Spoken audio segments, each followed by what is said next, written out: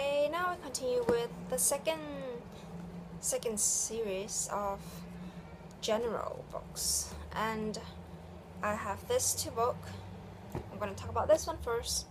This is by Paulo Coelho. He is very famous for a lot of books which are used in school.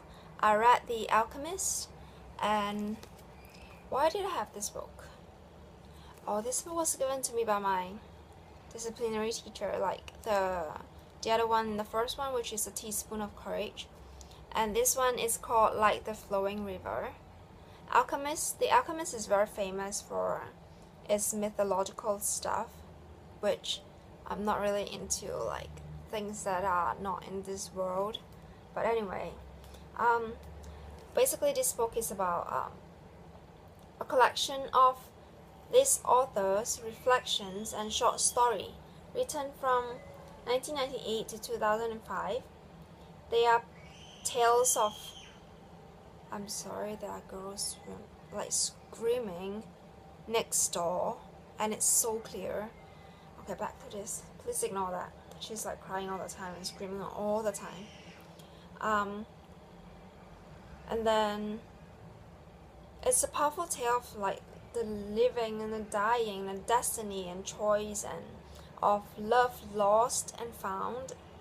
And sometimes it's humorous, sometimes it's serious, sometimes profound. He write books with a lot of meanings in it. So if you're looking for something with a very deep meaning, but not exactly novel types of book, it's because they are not exactly long stories. If I can show you like this, yeah, you know, like sometimes the story are just as short as this, and they do have some interesting stories. I don't remember the exact, like any particular story that I remembered. This is the author, and yeah, you can see here my teacher wrote notes to me because she knows that like she hoped that it encourages me and stuff. And it's the same, this for inspirational stuff, for sharing of stories like the chicken soup, if you have read any of those. Because chicken soup comes in a whole series, I read quite a number of them, but I don't own them. I used to borrow from the library. And this is the second book. It's from a Japanese author, and they say Never Let Me Go. And this book has been made into a movie too, and I would say the movie is better than this, because I can say that it has taken me quite a long while to finish this, because it wasn't as attractive or appealing when I was reading it, because it's quite boring in some way. But this book, it's about a really strange thing. Wait, what is it? Okay, this is not a real life story. It's like it's what the author imagined the England to be, contemporary England to be. It's about the life of a group of students growing up in a darkly skewed version of contemporary England. It's narrated by Kathy, who is 31 and traumatized by her attempts to come to terms with a childhood at the seemingly idyllic Hailsham School is the school that she attended to, and with a fate that has always awaited her and her closest friend in the wilder world. It's a book about love, friendship, and memory.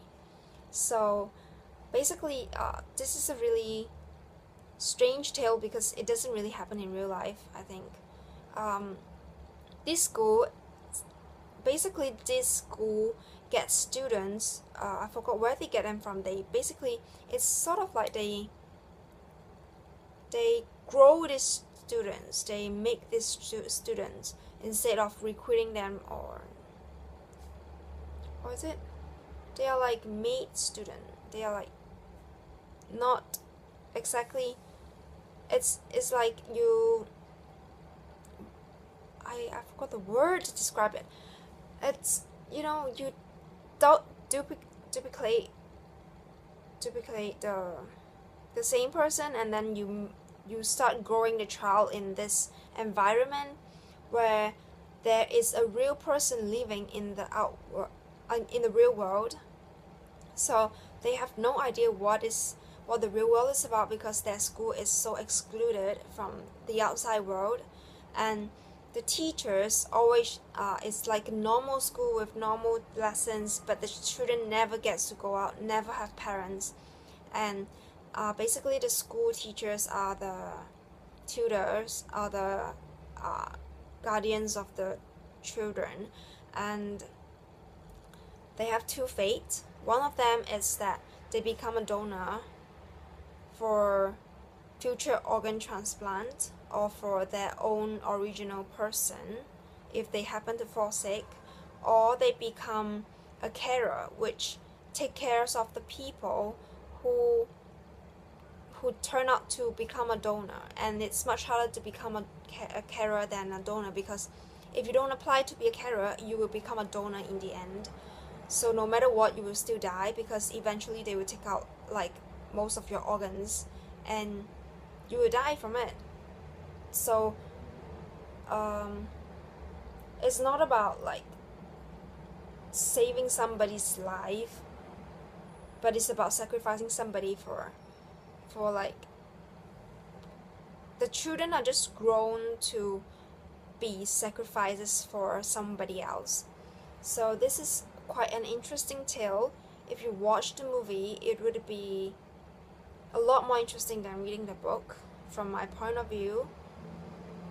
And Kathy, the main character, actually became a carer, and she took care of her best friend on her dying bed with her last wishes.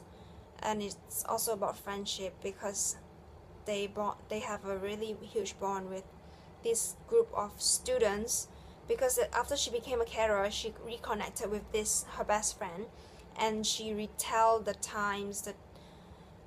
the story of what happened to all the other friends who are most of them dead already. So that's why I recommend. That's why I say this book is more like, it's nicer if it's a movie version. So that's the two books for the general second update.